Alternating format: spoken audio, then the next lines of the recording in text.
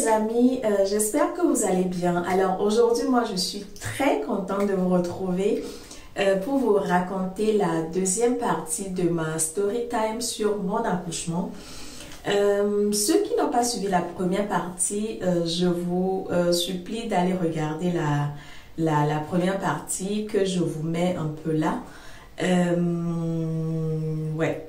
Et donc je vous fais un petit résumé de la première partie pour vous situer un peu. Dans la première partie, je vous racontais comment j'avais déménagé lorsque j'étais enceinte et lorsque j'étais arrivée ici, que j'avais rencontré mon nouveau gynécologue. Nous avons commencé les consultations prénatales et tout se passait bien. J'ai rencontré ma sage-femme. On a commencé les préparatifs pour l'accouchement. Tout se passait très bien jusqu'à ce que la date du terme arrive où je n'ai aucun problème et je n'ai pas aussi eu de contraction. Et là, j'étais renvoyée à l'hôpital pour le déclenchement. Alors, c'était là qu'on s'était arrêté. Donc, dans cette vidéo, maintenant, je vais vous raconter comment ça s'est passé après que je suis arrivée à l'hôpital, comment l'accouchement s'est passé et puis l'après-accouchement, tout ce qui s'est passé, c'est ce que je vous raconte dans cette vidéo.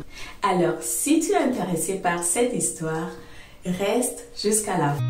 I've seen a lot of change, been through a lot of pain. Some things are not the same. Coucou les amis et bienvenue sur ma chaîne. J'espère que vous allez bien. Alors, pour ceux qui ne me connaissent pas, je suis Lady Fina, maman d'une petite fille. Ici, je partage avec vous tous mes savoirs et expériences sur différents sujets en relation avec la grossesse, l'accouchement, le postpartum, le développement du bébé, ainsi que le quotidien avec celui-ci. Je vous donne également des conseils, des bonnes pratiques vous permettant d'avoir un quotidien plus ou moins facile avec votre bébé.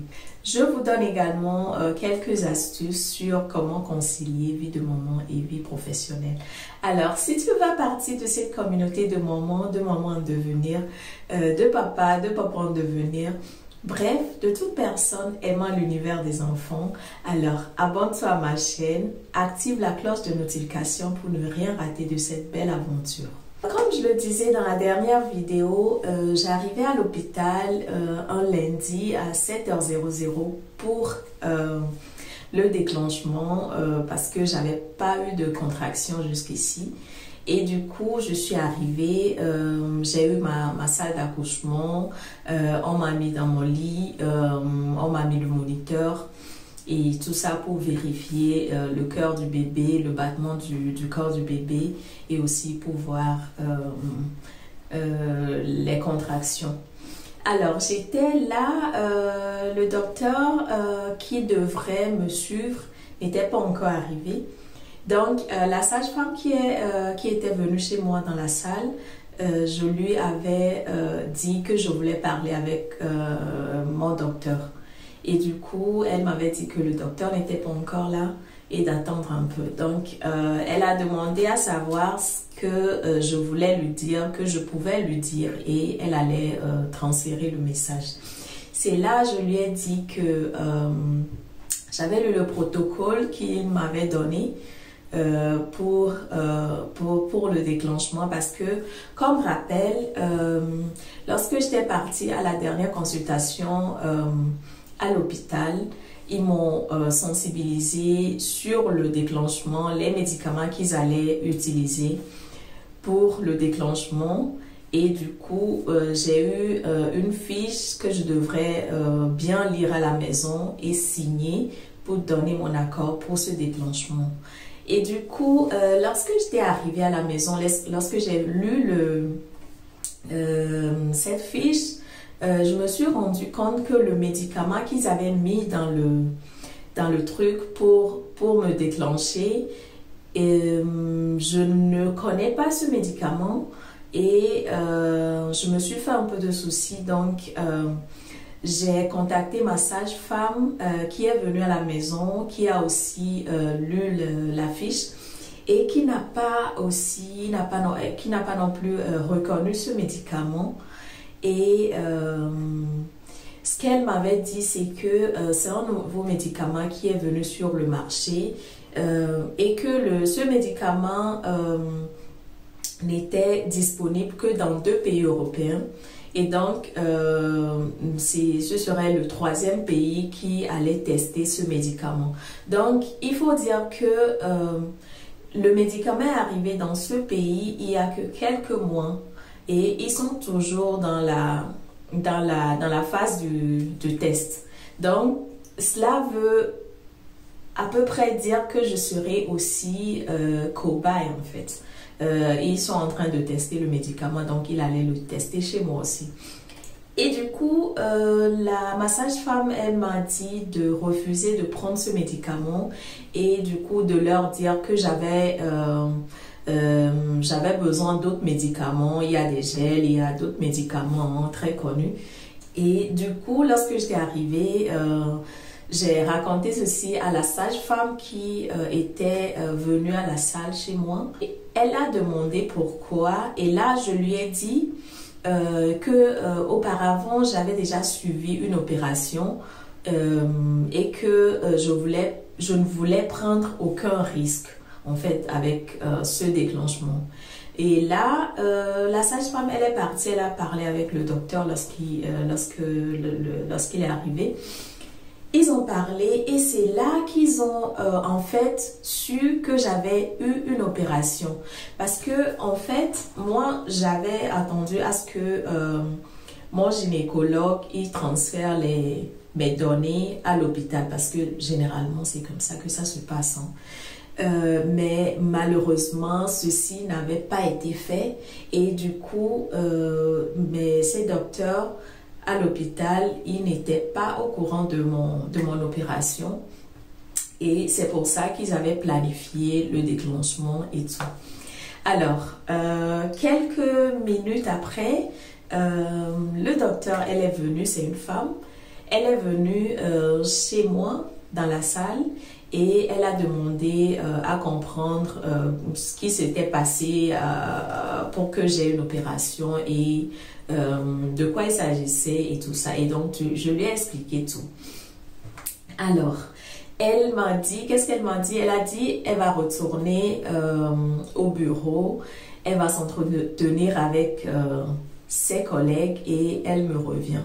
Alors, elle est partie, elle a pris un bon bout de temps pour discuter avec ses collègues et elle me revient, je pense, 2 heures de temps après. Et tout ce temps, moi, j'étais branchée au moniteur et j'attendais. Et du coup, elle est revenue 2 heures de temps après. Et quand elle revenait, elle n'était pas revenue seule.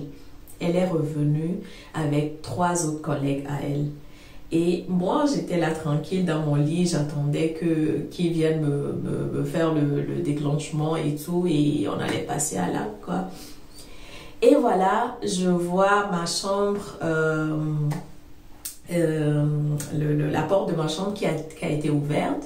Et là, je vois 1, 2, 3, 4 docteurs qui étaient rentrés chez moi.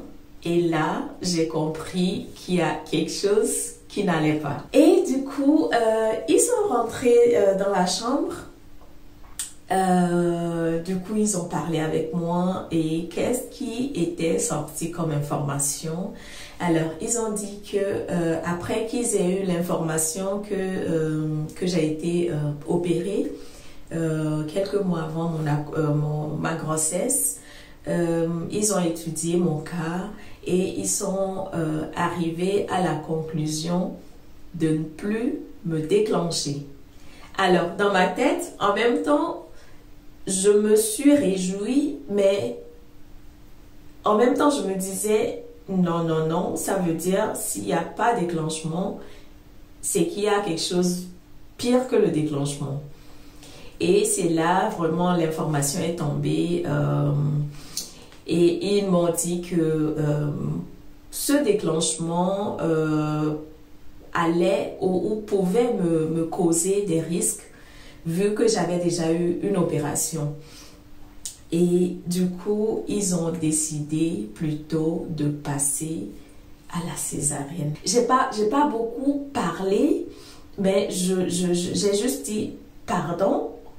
Et elles ont commencé par expliquer comme quoi si jamais l'opération d'avant avait touché mon utérus et qu'il pratiquait encore ce déclenchement, il pourrait avoir une stimulation. Et du coup, cette stimulation peut m'amener à perdre beaucoup de sang et ça peut être un grand risque pour moi et aussi pour le bébé. Alors là, qu'est-ce que je fais? Je n'avais plus de mots. J'ai commencé juste à verser des larmes. Et du coup, ils ont décidé de me laisser digérer la nouvelle. Et la mauvaise nouvelle, oui. Et du coup, ils sont partis. Ils ont dit qu'ils allaient revenir quelques temps après. Et du coup, j'ai pris mon temps, j'ai réfléchi, j'ai analysé les choses et tout. Et en ce moment, vous savez ce qui se passe dans ma tête. Est-ce que vous connaissez ça lorsque vous avez, par exemple, lorsqu'il vous arrive quelque chose de mauvais, en même temps, vous cherchez quelqu'un à qui renvoyer la faute. Vous savez, vous connaissez ce sentiment. Alors, c'est ce que j'avais eu. En même temps, j'ai pensé à mon gynécologue qui m'avait dit depuis le début que j'allais avoir un accouchement par voie basse, qui me disait qu'il n'y avait aucune raison que ça se passe autrement et tout. Donc, j'avais la haine contre lui en ce moment-là. Et alors, j'ai gardé mon calme. Et ils sont revenus après, ils ont demandé à ce que je ramène les documents de mon opération passée. Et du coup, j'ai été obligée de contacter mon conjoint qui a ramené les documents. Mais en ce moment, moi, ils m'ont déjà transférée dans une autre salle. Le temps de revoir les documents et de prendre une décision finale parce que cette information était, il faut dire, provisoire. Alors moi j'étais dans ma chambre et avec l'espoir qu'ils reviennent après avoir consulté mes documents, qu'ils reviennent me dire que non, on s'est trompé. Ça allait se passer normalement et tout. Et du coup, j'ai attendu et vers 10h30, la décision finale, elle est tombée. Il y a un autre docteur qui est venu et il m'a informé, oui, madame, nous avons étudié tout, nous avons revu les documents, nous avons aussi appelé l'hôpital où vous aviez été opéré.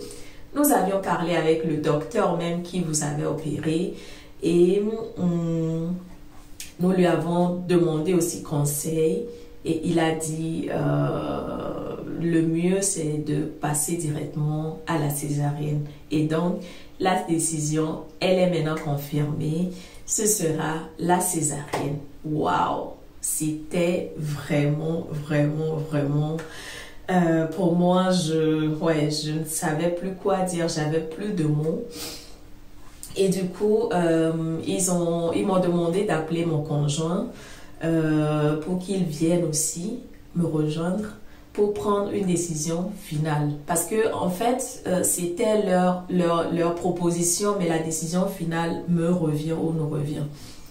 Et du coup, j'ai appelé mon conjoint qui est venu. Il est venu vers 11h parce qu'il faut savoir que normalement, j'ai accouché dans le temps de Corona. Donc, dans ces temps-là, pour les accouchements, normalement, les conjoints, ils viennent dans la salle que lorsque le bébé allait sortir, à quelques minutes de la sortie du bébé. Mais là, vu que c'était un cas exceptionnel, ils ont demandé à ce que j'appelle mon conjoint et lui, il est venu me rejoindre et Ouais, tous les deux, on a réfléchi. Lui aussi, il était très remonté contre le docteur, mon gynécologue, je veux dire. Et du coup, on a réfléchi. Il fallait prendre la décision d'ici quelques minutes. Et si on acceptait de le faire, de faire la césarienne, on allait me programmer en même temps pour l'après-midi vers 15 heures. Mais au cas où on refusait de la faire, on serait obligé de quitter l'hôpital, cet hôpital-là, et de partir peut-être dans la grande hôpital où j'ai été opérée avant. Et donc, on a réfléchi, on a pesé le pour et le contre. On s'est demandé, est-ce que si jamais on partait dans l'autre hôpital, est-ce qu'ils allaient me laisser accoucher par voie basse? Et on s'est aussi demandé, est-ce que vraiment c'est accoucher à voie basse, est-ce que c'est la meilleure solution? Est-ce que j'ai vraiment, ou est-ce qu'on a vraiment envie de courir ce risque-là pour moi et pour le bébé? On a réfléchi, on a pesé le pour et le contre. Finalement, on a appelé aussi notre sage-femme personnelle qui venait à la maison, qui était pratiquement comme notre maman finalement. On l'a appelée et elle connaissait d'ailleurs mon gynécologue. Il faut dire que je savais qu'elle ne l'aimait pas trop parce qu'elle a déjà eu des petits soucis avec lui. Donc, on lui a raconté aussi le scénario et en même temps, tout ce qu'elle a aussi à dire, c'est mais le gynécologue, c'est lui le fautif, c'est lui qui nous a menti et tout. Elle était aussi énervée et tout. Mais tout ça, je peux dire que on parle juste sous l'effet de la colère. Alors, finalement, nous avons pris une décision. Comme dit, on a pesé le pour et le contre. On a pris la décision de rester là et d'accepter la césarienne. Alors, on a informé les docteurs qui sont venus et du coup, ils m'ont programmé sur 15 heures. Et ouais, et du coup, il fallait juste attendre. Il était 11 heures midi quand on a décidé de leur dire qu'on allait le faire. Et donc, il fallait attendre. Il fallait organiser l'anesthésiste, il fallait organiser la salle et tout et tout. Donc, j'attendais. Donc, là, la tension a descendu un peu. J'étais là dans la salle. Mon conjoint, il a passé tout son temps dans la salle avec moi. On a rigolé, on a fait des blagues. On a essayé de ne pas prendre la situation au sérieux, quoi. Et du coup, on a attendu toute la journée. 15 heures, personne. 16 heures, rien. 17 heures, rien. Et vers 17h30, ils sont arrivés et ils m'ont ramené dans la salle d'accouchement, dans la salle d'opération. Ils m'ont anesthésié juste du bas. Ils m'ont anesthésié du bas. Et ce qui était bien, c'est que mon conjoint, il avait aussi droit à l'accouchement. Ouais, là, on est arrivé à l'accouchement proprement dit. Et dans la salle, qu'est-ce qui s'est passé? Alors, ils m'ont anesthésié le bas du corps. Donc, de ce côté, du haut, j'étais bien vivante. Je parlais encore, surtout avec les anesthésistes et les sages-femmes. Tout le monde me parlait pour me distraire, hein. Elle me demandait comment ça s'est passé la grossesse, comment ça se passe avec les achats pour le bébé, surtout quand on est dans les moments de corona et tout ça. Donc, ça s'est passé bien, ça s'est passé très bien. Et on rigolait d'ailleurs. Et du coup, on est arrivé dans la salle. Ils ont mis un rideau. Et du coup, moi, j'étais derrière le rideau, mon côté. mon côté postérieur était derrière les rideaux et mon conjoint était assis aussi à côté et il y avait les sages-femmes et les anesthésistes qui étaient derrière moi. Donc, oui, l'opération a commencé. Ils ont commencé par ouvrir et ce qui est marrant, c'est que j'avais senti qu'ils étaient en train de me couper. J'ai senti tout ça, ça me faisait pas mal, mais tu sentais qu'il se passait quelque chose. Et du coup, je demandais qu'est-ce qui se passe, qu'est-ce que vous faites, qu'est-ce qu'ils font. Mais bon, personne ne me répondait, on me parlait que d'autres choses. Hein. Et ils ont coupé, j'ai senti qu'ils faisaient sortir de l'eau, quelque chose comme ça.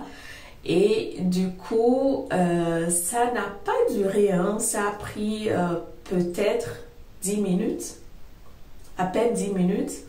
J'entends le bébé qui a crié. Et ouais, c'était très, très, très beau.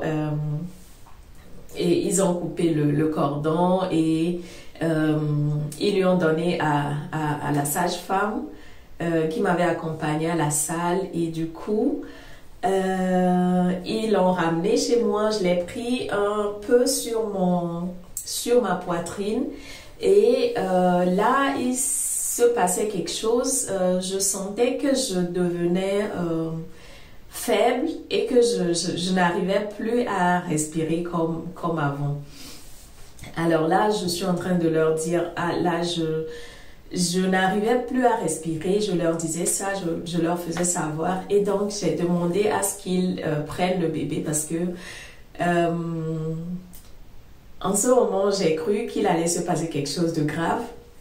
Et donc, j'ai pas voulu à ce que le bébé soit au courant de ce qui se passait ou que s'il se passait quelque chose de mal, que le bébé voit ça. Donc j'ai demandé à ce qu'ils emmènent le bébé dans la salle d'accouchement. Et donc, ils ont ramené le bébé dans la salle d'accouchement. Et là, bon, ça veut dire que l'accouchement était terminé. Donc, ils étaient en train de me recoudre. C'est là que je sentais que je devenais faible. Et donc là, mon conjoint, il a senti aussi que quelque chose de mal se passait et on lui a demandé de sortir. Et là, c'était le dilemme pour lui.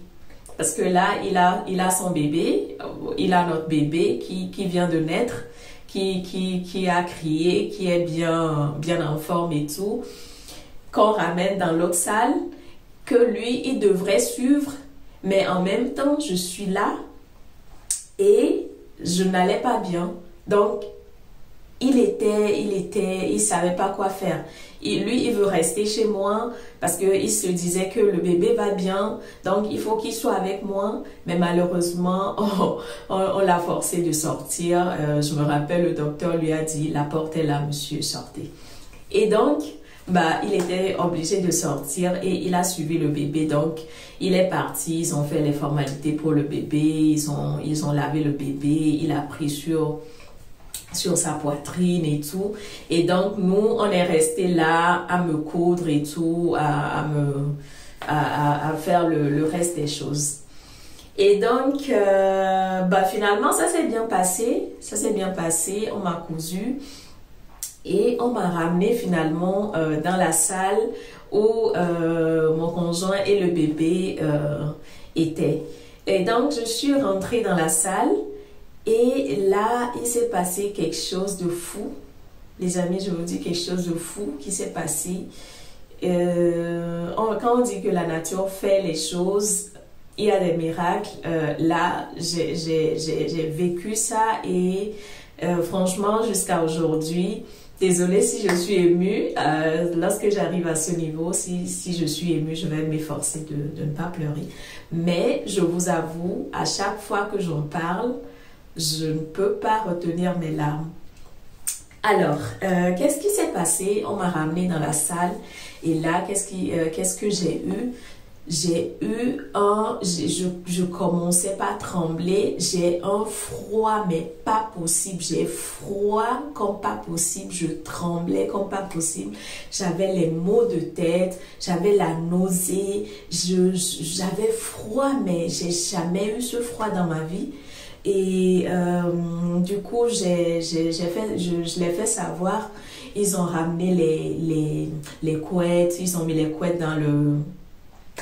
ils ont chauffé les couettes, ils ont mis sur moi, je me rappelle, 3 couettes, bien chaud, mais non, c'était pas de l'extérieur, j'avais pas froid de l'extérieur, mais au contraire de l'intérieur, et je tremblais, et là, franchement, pour une deuxième fois, la première fois, ça s'est passé au bloc opératoire où je sentais que je partais.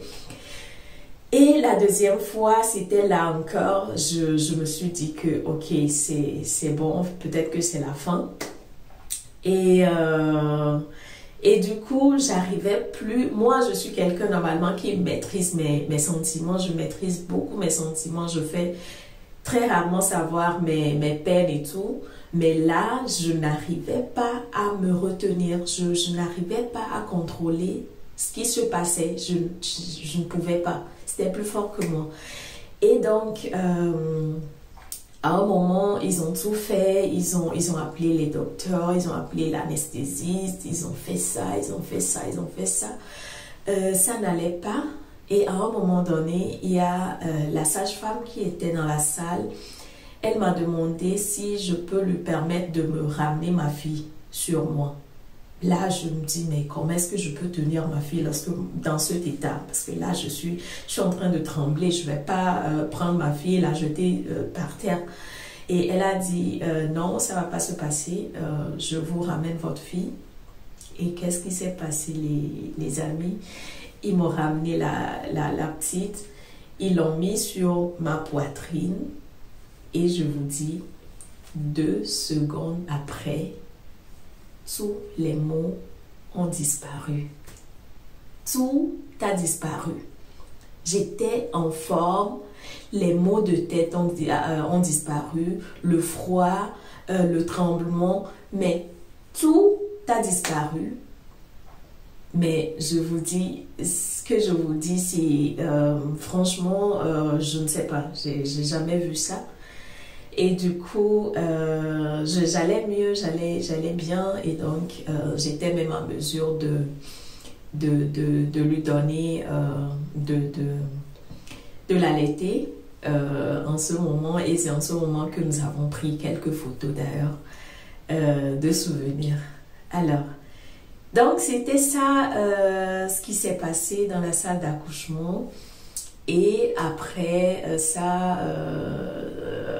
tout s'est bien passé, on nous a ramenés dans notre chambre et ouais, et depuis c'était le bonheur, c'est vraiment le début de ce bonheur que j'ai connu il y a quelques mois et que j'ai envie de vous partager. Qu'est-ce que je voulais vous dire?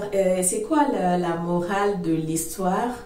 À la fin de cet accouchement, de cette césarienne, je pense le lendemain, j'ai réfléchi, toute la haine que j'avais contre mon gynécologue, tout est descendu. Je me suis demandé, je me suis posé la question, est-ce que c'est lui qui est fautif? Est-ce que c'est lui qui est responsable de ma césarienne, ou pourquoi est-ce que nous avons la haine contre lui? Je me suis posé la question.